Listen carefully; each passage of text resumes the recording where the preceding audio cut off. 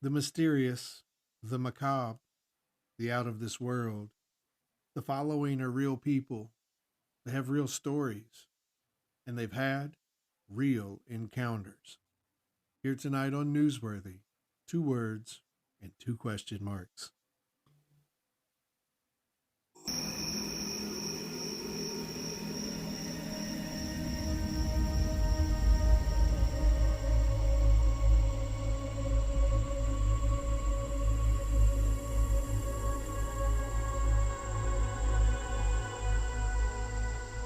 He's alive!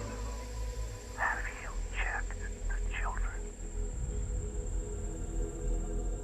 Get out!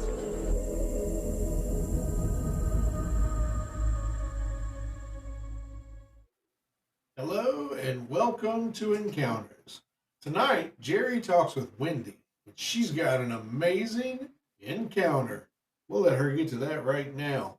If you have a story that you'd like to share, please don't hesitate to reach out to us. It's super simple. Go to our website, newsworthywithsteveandjerry.com.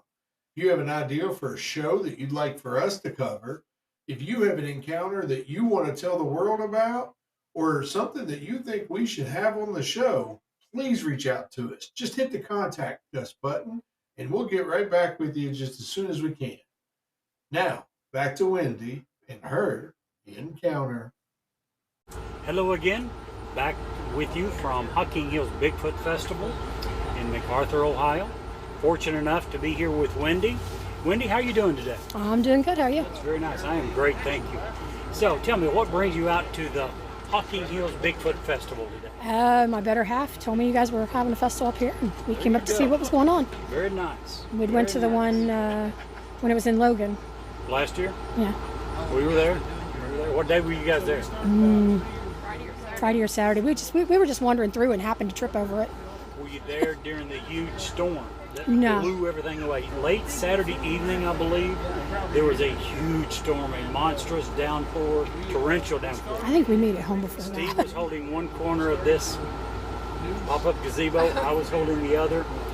It was almost tore this thing out of both of our hands. Oh wow. It was a heck of a storm, so I'm glad you didn't have to go through Yeah, we that. did. We were out of there. I think before that. We were only there a couple hours, but It was a very nice place that had it there for 3 or 4 years. Miss B Mills is next door. She's the lady that organizes all this.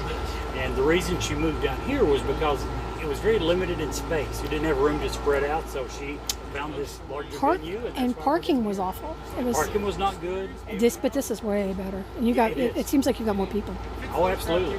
And it's Thursday afternoon. It's people aren't even off work yet on a midweek day. Right. Can you imagine what Friday evening, Saturday's Oh, going to yeah. be like? Folks, if you're anywhere in the area, what are we, 35, 40 miles southeast of Columbus, Ohio, if you're not familiar with about that. MacArthur, About that, Ohio, the festival runs through Sunday, so please come down and visit us. Wendy, I understand that you have a story, or actually I think two stories, Two. that you'd like to share with us. Please, Yeah. tell us.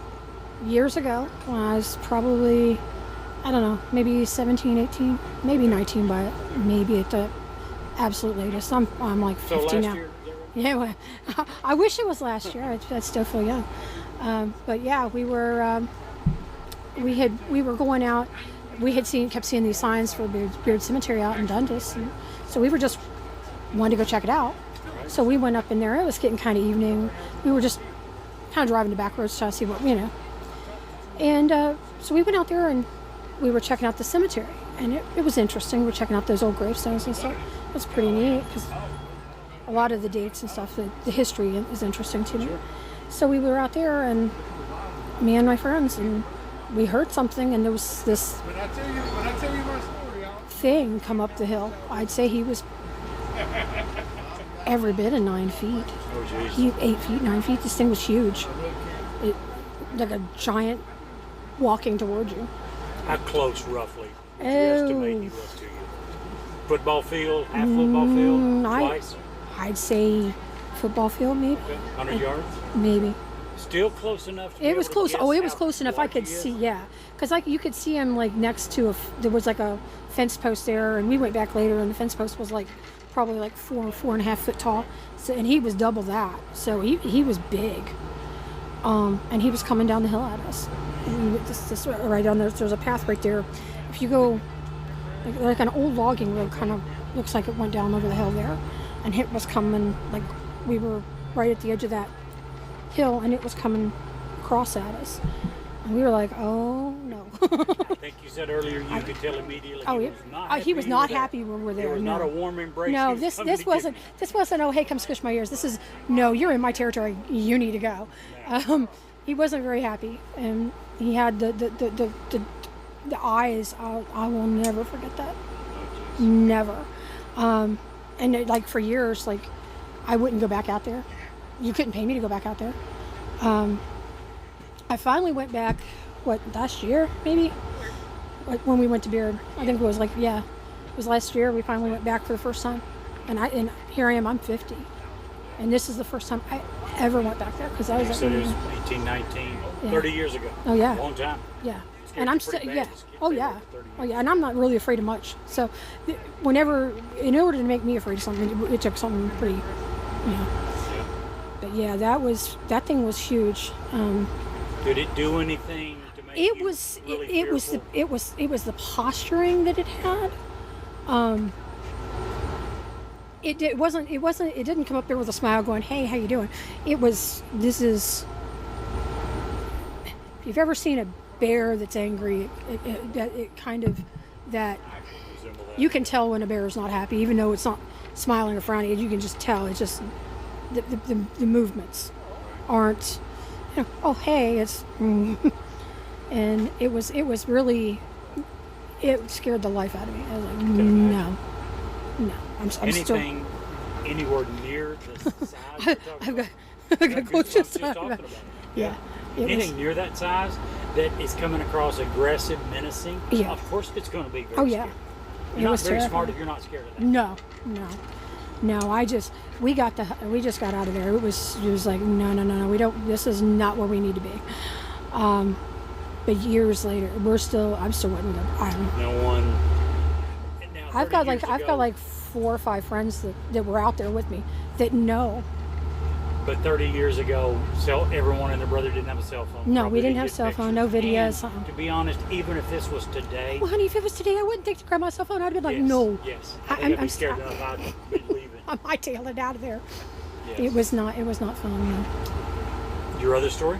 The other one, we were camped out, me and my ex-husband were camped out at Punkintown Lake. Okay. And there's a spot in there where everybody likes to camp. It's not the concrete pad, it's the other one. Everybody knows what I'm talking about. That's ever been out there. But we were out there, and we were camping out there, and so we were camped out there, and it was late, and the kids was having their marshmallows and stuff, and you could hear something in the woods, and the kids was like, okay, Mom, there's something up there. Okay, well, it's probably a deer. There's lots of deer around here. There's lots of bear. It could be anything. It could be a hog. And we just kind of really dismissive about it because didn't think it was much. And my kids were not used to really camping much, so every little sound they're like, "Oh, what was that?" So it was fine. It was late. We were getting ready to go to bed, and this was the second or third night we were there. And all of a sudden, you could hear this crashing sound, and it was whatever it was crashing down this hill at us. Yeah. And it would come down like maybe 10 feet, and then stop, and it would stand there, and you couldn't tell like where exactly it was on that hill, but it would stop, and then it would come down a little farther, and it would stop. Sounds like it was trying to scare you. I think away. It was more like it was more like it was, it was. I don't know if I was in its path, if it was just passing through, but it was not. It wasn't. Maybe it had young in the area. It may have. Too close. Who knows? Who knows? I don't. Maybe I was near its food source. Or its water. We was near a creek. Maybe it was near its water source. But I don't know. That was probably that day. I mean, it was bad enough. My ex-husband and he was the husband at the time, actually had to hold a gun while we were packing to make sure that that thing stayed up that hill. So pretty shortly after this incident happened, you guys packed up? Oh, we packed and left that night. Yeah, So we you did. packed in the middle of the night. My next question was going to be, the next day, did you go out and look? Did you see any signs on the trees? You where could it's hitting? see broke branches way up in the trees. So this was way up. This would have been, if this was a bear, that would have had to been a grizzly because it was way up in the tree because it wasn't low. And there's been other times we've been out there where we used to fish out there all the time, and you would see like places if you were walking back through on some not on the trail, but back behind the lake. There was some areas you could see areas that looked like trees that had been big limbs that had broke off and were stacked up in this. It's what people call the nesting thing now. It looks like the nest or whatever. But yeah, we were out of there. I couldn't imagine standing there and going, oh, hey, how are you? No. Absolutely agree. And I would wonder, if someone told me they did that, I would wonder, first of all, how much of this is made up? And if I thought it was true, I would wonder, what is your intelligence level? Yeah, because When that happens, I've never had an encounter. If I did, I'm leaving. I tell you, there's the two places. That's the one. Dundas, that's just right up the road here. Not far away. No. Wendy, one last question for you. Okay. When you tell this story, and the first one happened 30 years ago, the second one, roughly how long? The second one, let's see, my daughter's now 32, so she was maybe 10, so 15, 20 years ago. So, yeah, most recent one, 15, 20 years ago. I'm sure you probably told this story along the line a few times. You probably had some people express at least some level of skepticism. What would you say to the doubters, the skeptics? I'd say I don't know. I don't know whether you believe it or not. I don't care whether you believe it or not. I know what I saw. Believe me, don't believe me. I've never had an encounter. One thing that I tell you what, you do. You'll never I forget literally it. saw the goosebumps on your arm earlier when you. I'm still I'm still creeped out just talking about Again, it. I've never had an encounter. The thing that I'm left with is, if you've never had an encounter, how could we begin to understand what someone felt and was going through that did have an encounter? Yeah. Wendy, thank you so much for coming and sharing your story. We appreciate it, and you have an awesome day. You too. Thank you. Tonight's episode is brought to you by the home of possibility, USA Mortgage and Ed Locke. Reach out to Ed at 502-680-0953 for all of your home mortgage possibilities and needs. And don't forget Smoking Gun Jerky, with over 50 different varieties of jerky, not to mention the seasoning and everything you could use to make your own at home. They are your one-stop jerky shop. Smoking Gun Jerky, Lincoln, Nebraska. And be sure to use the code CRYPTID10 at checkout.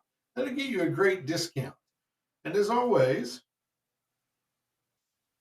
and Jerry, if you can't see the light, Be the light.